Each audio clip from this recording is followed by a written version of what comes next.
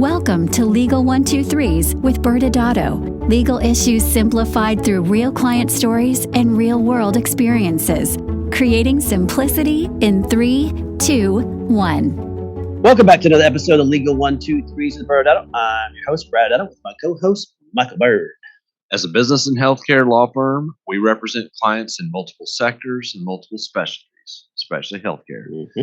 This season, we are searching for common ground for our diverse audience, and we'll be bringing in many guests to help us. This season's theme is the universal language, business. Love it, Michael. Well, speaking of love, you know I love me some football. Well, that has nothing to do with it, and your timing is pretty terrible. This episode is being released in the middle of the off season, and so I'm getting suspicious that you're trying to shoehorn some Saints talk in here, and we are going to lose our Saints talk. The listeners, yes. Okay, other all than right. your dad, he'll Okay, stay with yes, us. he'll stay with us. Well, you know, when I was preparing for today's show on the universal language business, I couldn't stop thinking about the best and most cliche football quotes, which is, as you can imagine, its own unique language from when we have players or coaches or even the owners start coming up with stuff. Well, as you know, Brad, I'm a Cowboys fan, and as you also know, the last 25 plus years of my life have been very painful. Yes. And you can relate because most of the first part of your life was that way as a Saints fan. That's true. But there are some really good Cowboys quotes. And really, I mean, I should go back to my childhood when the Cowboys were really good. But it's so hard. Once Jerry Jones became the owner, we could do a whole episode That's true. on all of his quotes. But a couple of my favorites, of course, that everyone knows is, of course, Jimmy Johnson with the famous, "How about them Cowboys?" Yeah. Do you know when and what situation he said that? After it was an NFC win the very first time they were going to the Super Bowl, is that right? Yeah, when they beat the 49ers. That's right. In San Francisco. Yeah. And then, don't fact check me on that, but I'm pretty sure that's right. I think that's right. Okay. And then Jerry Jones. I mean, I was trying to look up some of the bizarre ones we've heard over the years. We would be explicit. And yes, we didn't. But there was a time when he started coming under scrutiny because it had been several seasons since the wins, and he was still. Yeah, but the beginning of that time. Okay. And someone came on the radio station that we listen to all the time, and he or maybe it was a reporter. I can't remember the circumstance, but he started getting not happy about the questions, and he said his quote was, "Do you like those 3 Super Bowl rings? I hope you do. I hope you do very much," as a response to a reporter. And so that gets thrown out in the radios as drops even to this day. Gotcha. All right. Those are some good ones. All right. I have a few other ones. I'll try to stay away from the Saints. One of my former neighbors, I don't know if you've heard of this guy named Peyton Manning, but he had a funny one. Is humble brag. Yeah. I'm sorry. Pressure is something you feel when you don't know what the hell you're doing. I like that one. And then, since I'm not allowed to talk about the Saints, but the former head coach of the Saints, Jim Mora, who also happened to be the coach of Peyton. Is your other neighbor? Yes. But he's like, playoffs? Don't talk about playoffs. You gotta be kidding me. Playoffs. I just want to win a game. Do you remember that one at all? That was so awesome. Your voice just I was trying to do my Jim Mora. Mm-hmm. And then my favorite, of course, is Joe Theismann, who was a former NFL quarterback and ESPN announcer. He was trying to get really deep once, and he said, "Nobody in football should be called a genius. A genius is a guy like Norman Einstein."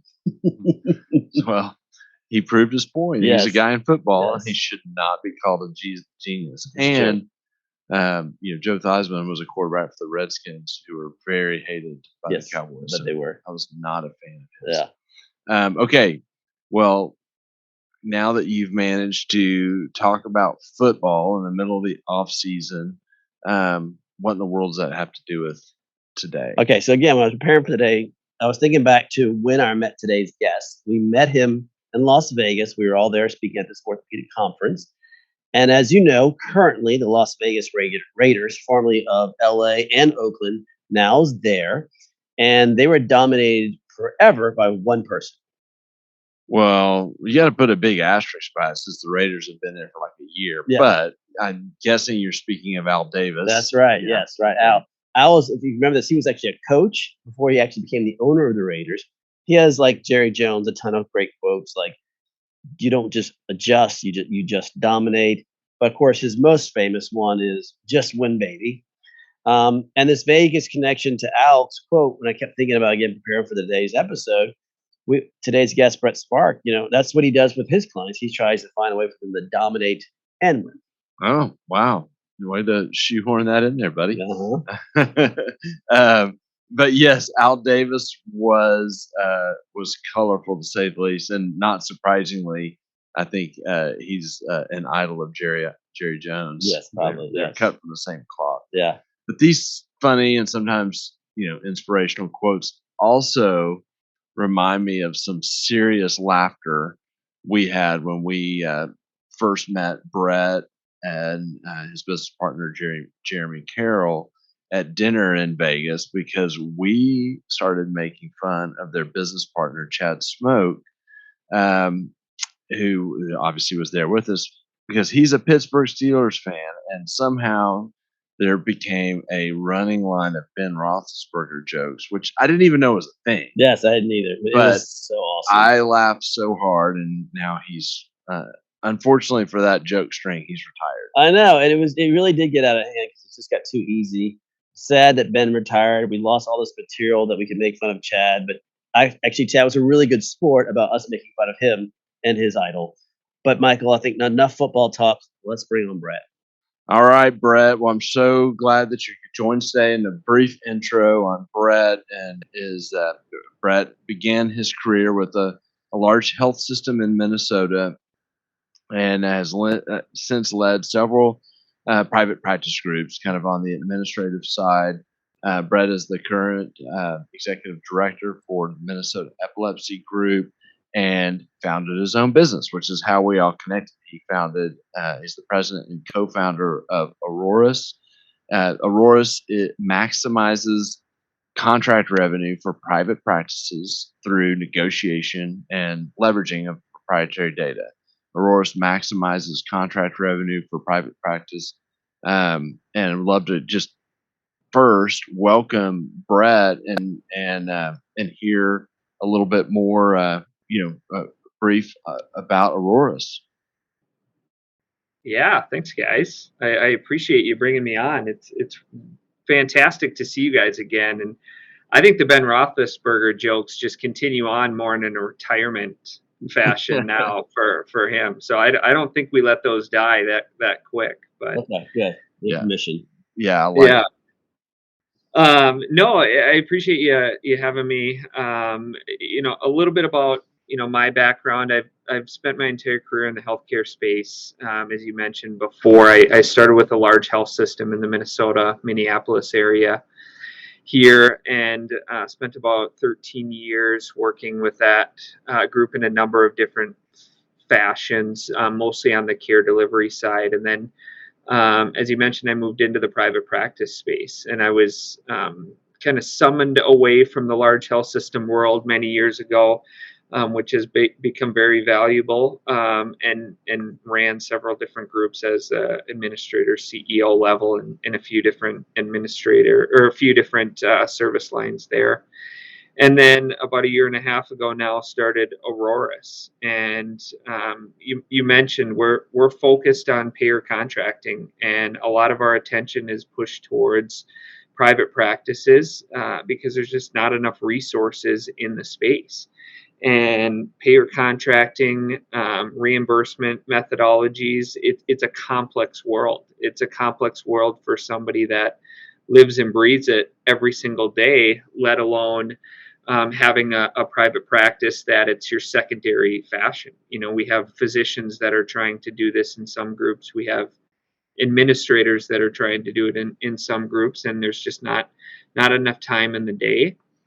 And so we wanted to create a business that really filled the gap with resources. That's and fascinating. So, yeah, Aroris, we have, payer contractors, we have negotiators in our group, we have legal experts in our group, we have account managers in our groups, and we have a data analytics team that really gives a full comprehensive approach to the payer contracting world.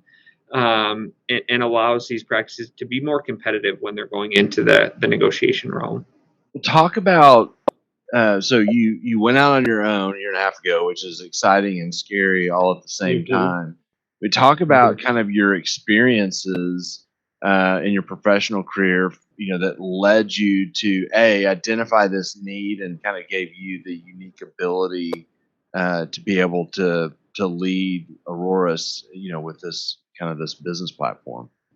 Yeah, it's a good question. And, after working with several different groups in the private practice space, I started doing some consulting in the same type of fashion, but more quick in and quick out for groups that were mid to large size organizations. And I was planning on just going down that path, being a consultant and supporting private practice from the administrative role. And after doing it for a couple of years and working with a lot of different groups, I started thinking about, what's the one thing that I would do with every single group that I went into. And on day one, I'm looking at their payer contracts. Where's the revenue coming from in the business? What payers are paying well? What payers haven't been touched for years on years? And then I would go out and try and renegotiate for them and try and create revenue without going to the physicians and asking them to work evenings or weekend schedules and add days in there, which nobody is pleased to do. And so, through that, I really identified that there's a massive gap in the private practice space, especially for resources to be able to understand the need and really be able to take the time and effort to go out and get movement with insurance companies. And do y'all help with and if there's if a practice is having trouble with collections with a payer and they're having kind of conflict and appeal type stuff, is that something that you guys do, or is it more on the front end with the negotiation Yeah, it's more on the front end with the negotiation. But it's a question that we get all the time from either client partners or from groups that are reaching out. And so we've partnered with a few different firms that do the denial management, the AR management, really the back office functionalities. But we've kind of formed our lane in the front end process of actually negotiating fee schedules, negotiating those reimbursement rates and hitting that. Yeah, and I think for our audience that is listening to this and trying to, who's not in the world where you deal with payers or just our audience here in the business world, I think the most important takeaway that you can have when you partner with someone like Brett's group is that, you show up and you work, the whole 9 hours and you're dead tired at the end of the day. Well, if you have the right payer contracts, you're going to get paid more no matter what. It doesn't matter how many hours you put in. It's what is someone willing to pay for that. It's not how much you bill for it. So you can bill $10,000 for something, but they're only going to pay you $2,000 for it.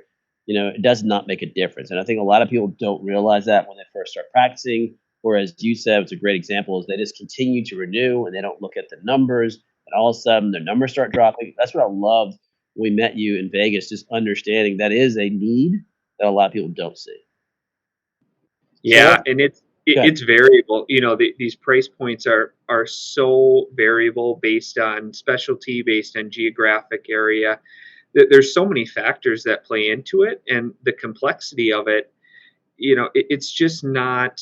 It's not worth the time of a lot of these groups to dig into them, and then they ultimately just start taking what they can get, and they'll go 3, 4, 5 years without actually being given an opportunity to go out and negotiate. And that's where we come into play and try and fill that void and really demystify some of the process itself, but also open the eyes of the shareholders within the businesses on what's current state and where do we see some opportunity. Sure. Well, as Michael started this episode, he mentioned that this season we're really concentrating on the universal language of business. So, with your background and all these different other healthcare groups now and starting your own business, talk about some things that you've noticed that in your experience that there's certain commonalities that you've seen. Yep. Yeah, I think, the value add of a strong workforce or strong leadership team has become so apparent when I was doing consulting with a lot of groups. That was a lot of where my focus went. Initially, I'd look at payer contracts and I'd be looking at the leadership team. What's the reporting structure? What does the leadership team look like? And we're now finding ourselves doing the same thing as we're building out our team from scratch at Aroris as well. Is the heavy focus on having the right people in the right seats. It's a cliche, kind of way to look at it, but you have so much disruption in private practice or in any really business environment that I've been in when you have the wrong talent in the wrong seat or the wrong type of skill set, trying to put the puzzle together. And so I think, one of the things that I've pieced together as we're building out Aroris is it's a really important focus that you build out the correct service lines with the right people in the right seats. That's a great Makes point. me really sad. I hear you saying that ByrdAdatto's in trouble with Brad being here, but it's okay.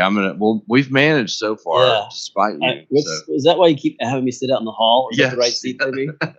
It's really weird. You're like, no, this is your seat. Stay in the hall. Don't answer the phone. As you can tell, we digress quickly into making fun of each other whenever we can.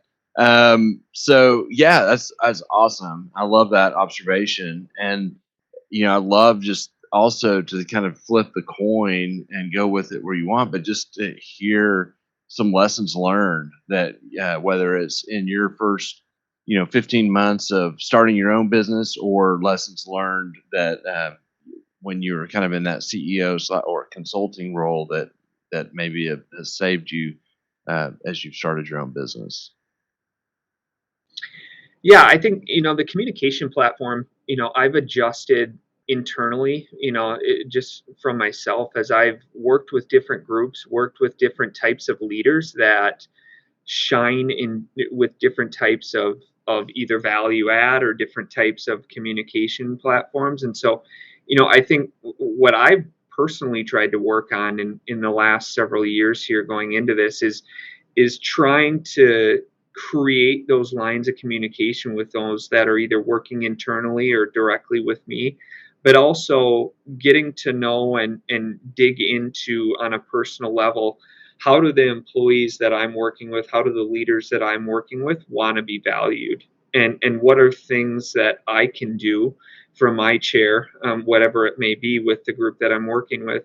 What can I do to really pull out the best in them and show the value that they're bringing to the organization on a broader level? And we've done that with a number of different factors, but a lot of it can be just exposing what goes on day to day in groups. And everybody's busy, everybody gets their own level of detail or level of project work that happens, and a lot of times there's no communication platform to really shine and hone in on the wins that are going on between groups and the hard work that happens. So I think that's a lot of what I've done on a personal level and tried to bring that out, both with Aroris and in any consulting organization I'm helping.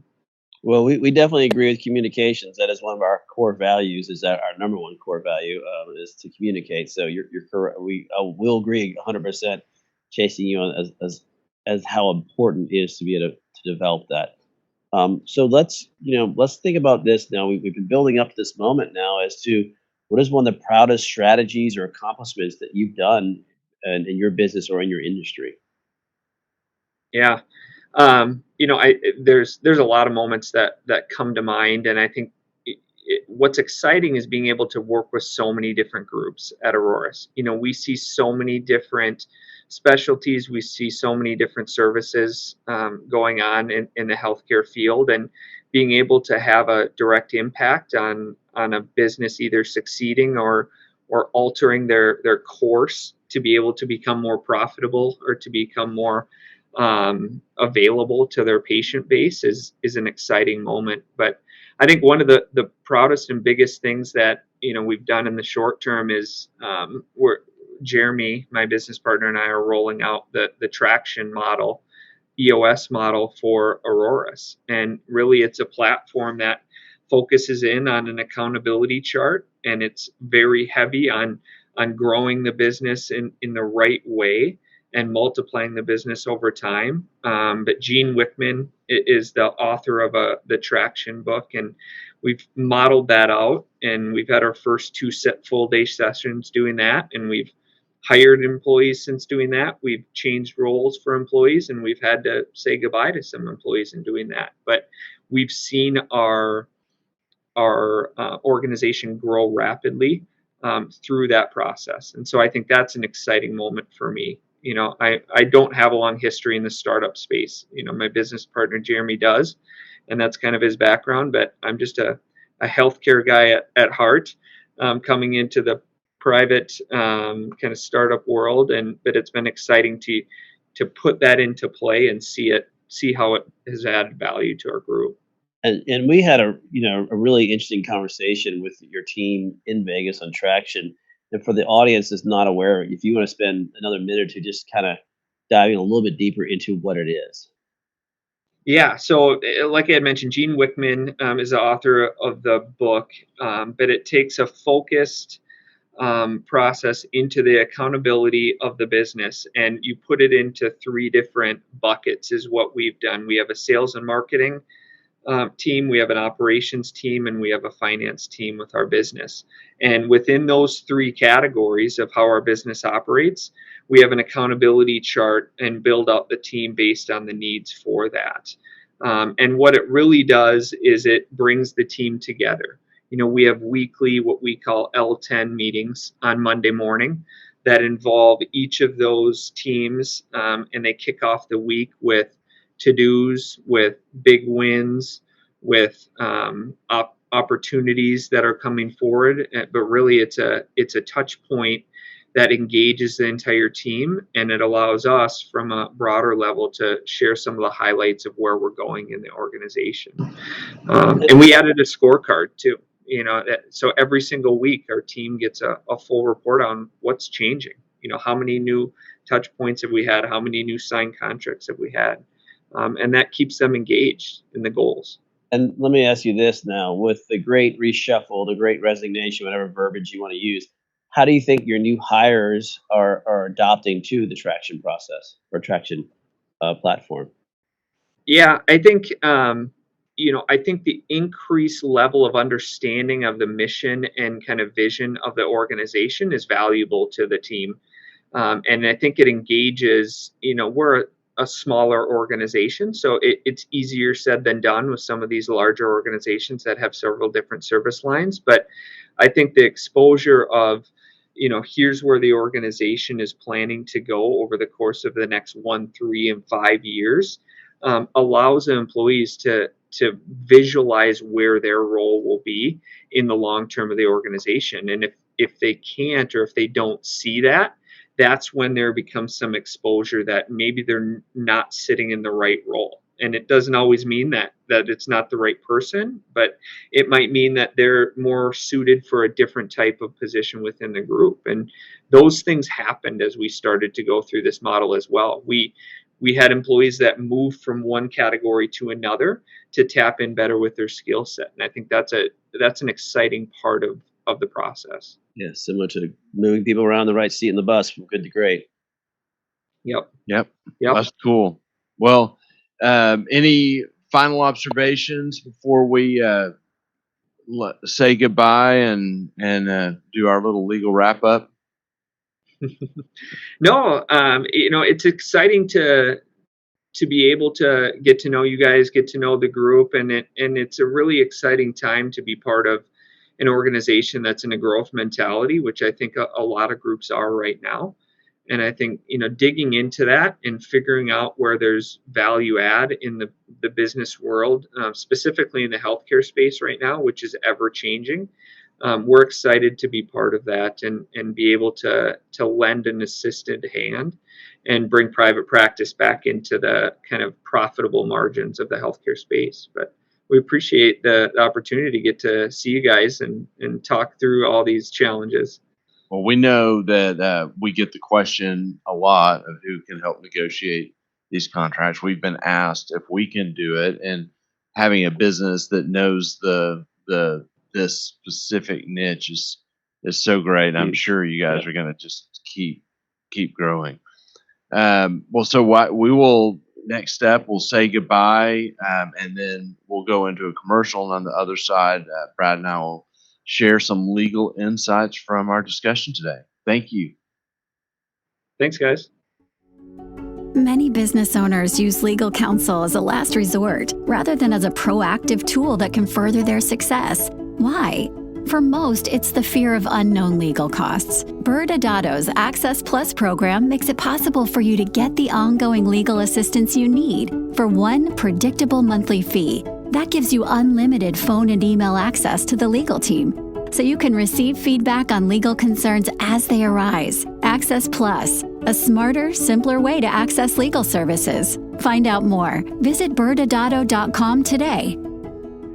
Welcome back to Legal 123s with ByrdAdatto. I'm your host, ByrdAdatto. I'm still here with my co-host, Michael Byrd. Now, Michael, as we said, this season, we're trying to find some common ground with our friends who keep joining us, which is all about the universal language business.